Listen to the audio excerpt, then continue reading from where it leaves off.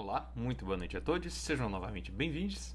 Vamos falar hoje em dois episódios quanto a pesquisas eleitorais. O primeiro quanto a dificuldades que subestimaram Donald Trump tanto em 2016 quanto em 2020 e todos os fatores de correção, tentativas de mudança que têm transcorrido desde então. Primeiramente, quanto a fraudes nas pesquisas. A taxa de responsividade de pesquisas via telefone tem caído sistematicamente e hoje está em uns 3%, o número mais atualizado, se lembro direito. Então, muitas pesquisas têm passado a adotar outros métodos, particularmente online. O problema, contudo, é que estas pesquisas online são particularmente suscetíveis a erros, especialmente em relação a eleitores jovens e latinos, aparentemente. O que, se for verdade, certamente traria uma boa notícia para a campanha de Harris.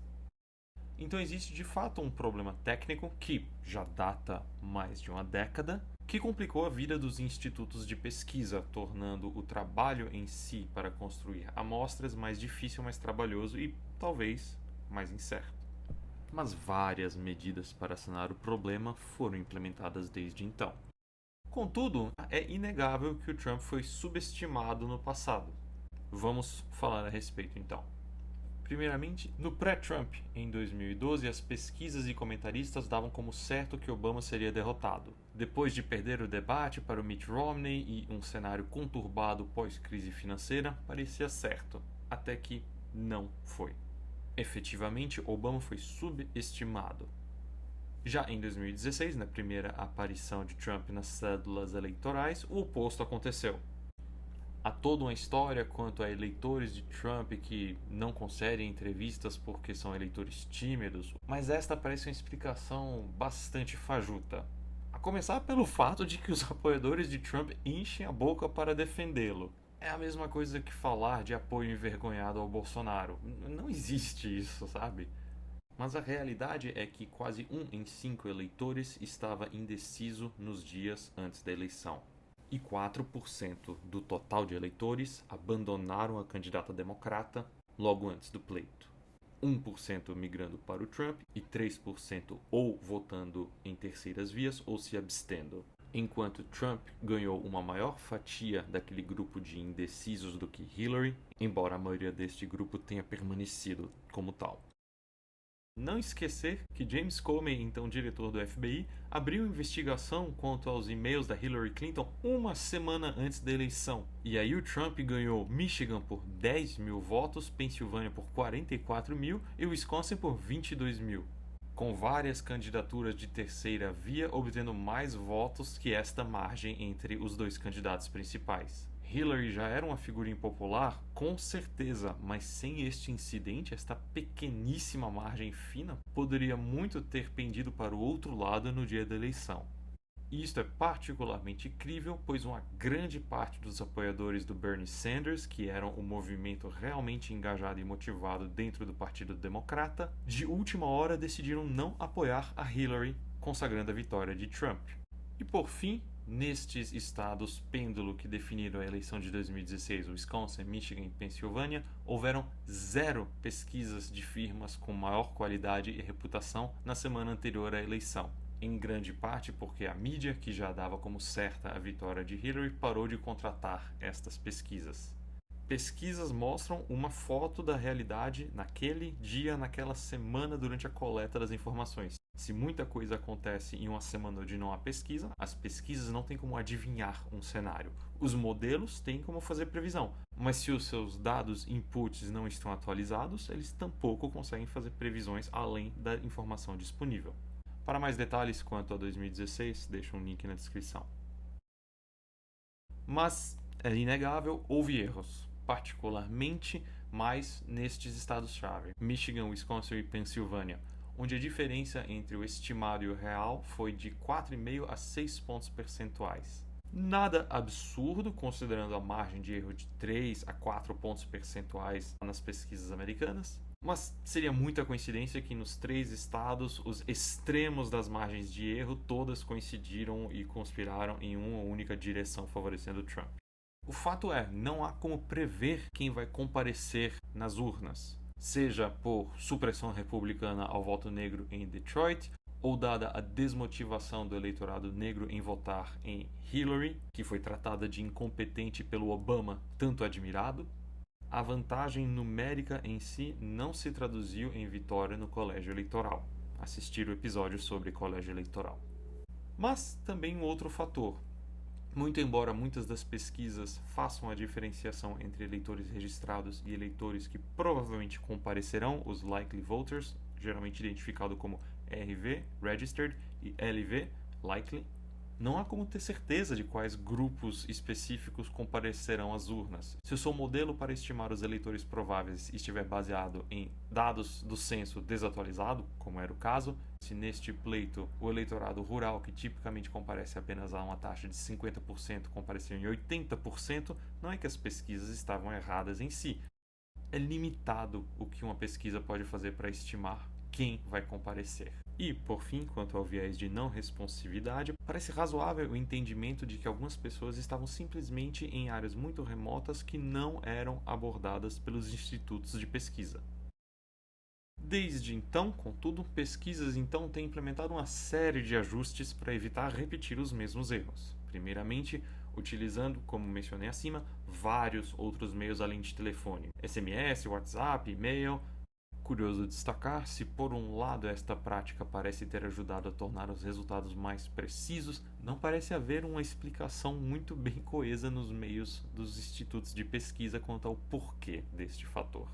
Em segundo ponto, passaram a construir pesos embasados em dados para ponderar os resultados das pesquisas de modo a apresentar uma realidade mais fidedigna. Para além das características dos eleitores prováveis e eleitores registrados, likely e registered voters, como mencionei, passaram também a estimar quem seriam eleitores improváveis, diferenciando-os daqueles que de fato não devem votar. Dados quanto ao nível educacional dos eleitores também passaram a ser usados de maneira a ponderar os resultados, já que parece haver uma segregação cada vez mais presente entre os eleitores democratas, geralmente com mais estudo, e os republicanos, geralmente com menos. Mas também dados como urbanização, rural, suburbano, urbano, periurbano, exúrbios, de modo a detalhar mais estas amostras, a partir de listas de eleitores registrados ao invés de amostras aleatórias de registros telefônicos. Então chegamos em 2018 e estas empresas no mercado competitivo que adaptaram suas metodologias tiveram resultados bastante precisos com correções que visavam corrigir a subrepresentação do apoio a Trump. Foi uma eleição bastante precisa. Em 2020, a imprecisão de 16 foi aumentada exponencialmente. E aqui, um problema parecido com o de viés de não resposta, o viés amostral, provavelmente é a melhor explicação, já que os eleitores democratas ficaram mais em casa respeitando as restrições de mobilidade social durante a pandemia e, portanto, foram alcançados com mais probabilidade pelos pesquisadores, já que estavam em casa. Mas também uma questão de participação foi chave, já que as regras novas eleitorais permitiu que milhares de pessoas que não costumavam votar o fizessem neste pleito. Quem são essas pessoas? Pessoas que tipicamente não votam, não eram estimadas no cenário do likely voters. Então, embora os resultados de 2018 tenham sido bastante superiores aos de 16, os de 2020 foram muito piores. E, efetivamente, Biden ganhou a Geórgia, então, por 12 mil votos, Arizona por 10 mil e Wisconsin por 21 mil. É muito pouco. Claramente, ou os problemas de 2016 persistiam, ou as soluções implementadas em nada ajudaram a mitigar os problemas de 2020. Um outro fator técnico curioso aqui, numa entrevista do 538, quanto a mudanças em 2016, neste caso uma não mudança, é que mesmo expandindo os meios de alcançar eleitores, o contato via telefone ainda era considerado padrão ouro, e portanto o ranqueamento de qualidade de pesquisas ainda era fortemente dependente no método de realização das pesquisas. Além dos problemas de estimação de quem de fato vai comparecer às urnas, como já mencionamos. Fechando 2020, então, os resultados menos incorretos foram da Atlas Intel, Trafalgar, Rasmussen, Harris Insights e Insider Advantage. Destas 5, apenas a primeira não tem um viés pró-GOP em todos os pleitos. Então é mais provável que eles tenham simplesmente apostado na direção certa com o seu viés do que propriamente construído uma forma mais precisa de fazer pesquisas. Então, finalmente chegamos em 2022 com fatores de correção implementados pelos institutos de pesquisa, com amostras de população atualizadas com o censo de 2020, além de novos ajustes também quanto à análise do perfil de não respondentes, em sua grande maioria apoiadores de Trump que se informam exclusivamente via redes sociais, provavelmente jovens e um tanto minoritários. E o resultado é que as pesquisas foram as mais precisas em décadas, a despeito de toda aquela narrativa do tsunami vermelho. Falei sobre nos primeiros episódios, no episódio mais recente em relação à Câmara dos Deputados, assistam lá. Mas essencialmente uma enxurrada de pesquisas de péssima qualidade inundaram os agregadores nas últimas 2 semanas antes do pleito, maquiando os resultados efetivos. Então, sem as interferências da Covid, parece que temos uma metodologia já muito bem calibrada para 2024. Embora alguns estão apontando para padrões familiares do apoiador silencioso ao Trump, convenhamos, desde o caos do manejo da pandemia, desde o 6 de janeiro, as convicções por assédio sexual, fraude, roubo de documentos oficiais, as pessoas estão apoiando o Trump a despeito disso, elas não estão envergonhadas. Se já havia pouca evidência para o shy Trump voter, hoje este fenômeno pode ser descartado. Aliás, considerando o boom nas pesquisas que Harris teve depois que Biden caiu fora da disputa, é bem provável que houvesse um eleitor de Biden envergonhado, já que os eleitores democratas em cenário nenhum iriam votar no Trump. Então, ao que tudo indica, agora em 2024, o principal problema levantado que poderia ter sido corrigido pelos institutos de pesquisa foi, de fato, corrigido. E desde 2022, ainda novos ajustes foram feitos, com a ponderação agora pelo histórico eleitoral dos respondentes. Uma abordagem geralmente feita, onde pergunta-se ao entrevistado qual o seu histórico de votação, tanto em relação às primárias deste ano, quanto ao ciclo de 2 anos atrás, quanto ao de 4 anos atrás também.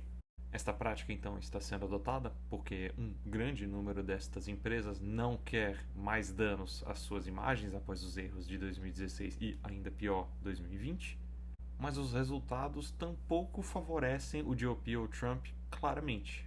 O fator mais marcante é que eles trazem os resultados mais próximos ao que foi de fato 2020. Detalhezinho aqui, este artigo foi escrito no início de outubro, enquanto Harris ainda possuía uma vantagem a nível nacional, que a daria tranquilidade quanto a perder no colégio eleitoral, mesmo ganhando voto popular. Portanto, considerando o crescimento de Trump na última semana e meia, esta correção indica que Trump está de fato com o vento na popa. Esta abordagem agora implementada, contudo, era vista com maus olhos antigamente, pois ela tendia a piorar os resultados. Entre 2004 e 2020, por exemplo, ela de fato tornou as pesquisas menos precisas. E provavelmente isto tem a ver com o fato de que a memória das pessoas é falha. Você lembra aí em que deputado estadual votou há 2 anos? Quantas pessoas no seu ciclo social lembram em quem votaram para governador? Você acompanhando este canal provavelmente gosta de política e talvez esteja ciente, mas garanto que a maioria das pessoas não tem muita memória disto. E para piorar, as pessoas têm uma tendência a falar que votaram na pessoa que ganhou a eleição.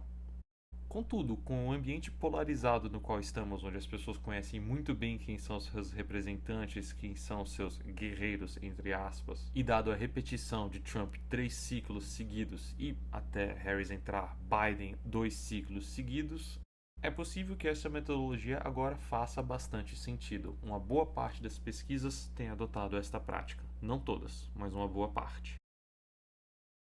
Outra mudança técnica recentemente adotada pelos agregadores é uma interessantíssima forma de representar os resultados tanto a nível nacional quanto a nível estadual. Eles não são os números das pesquisas pura e simplesmente. Os números nacionais são ponderados pelas pesquisas estaduais e os números estaduais são pesquisados pelos estados da vicinidade com os quais cada estado tem uma correlação eleitoral bem definida.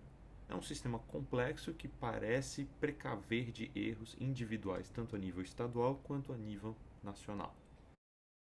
Além disto, estes agregadores tendem a adotar outro fator de correção: o uso das pesquisas baseados em eleitores prováveis ou a estimação dos resultados de eleitores prováveis a partir de pesquisas de eleitores registrados. Para encerrar aqui, comentários quanto a estas últimas 2 semanas, estes últimos dias antes da eleição. Como mencionei agora há pouco, Trump reduziu a diferença para com Harris nestas últimas semana e meia, e algumas pessoas têm levantado a hipótese de que, novamente como em 2022, há uma enxurrada de pesquisas de péssima qualidade, favorecendo os números para o GOP. Segundo o Silver Bulletin, contudo, isto é um exagero. Olhando para alguns recortes de pesquisa que o próprio Nate Silver considera mais robustos, as chances de Harris em alguns estados pêndulos até piora efetivamente. Não parece ser o caso, e isto parece indicar que Trump tem sim conseguido ganhar algum espaço entre alguns independentes, ou se não, pode ser simplesmente uma flutuação temporária num pleito que tem sido tão constante ao redor dos mesmos pontos centrais.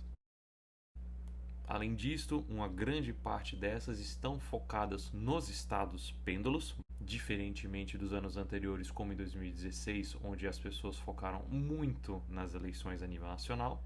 E por fim, o número de pesquisas partidárias do GOP aumentou em relação a 2020, enquanto o número daquelas partidárias dos democratas diminuiu.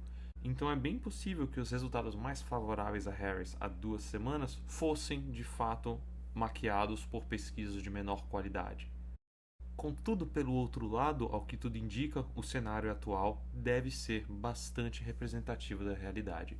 Eu esperaria realmente pouca diferença dos resultados em relação às pesquisas, com pequenas objeções que farei nos episódios logo antes da eleição em si. Por hoje é só então, obrigado pela atenção, até o próximo vídeo.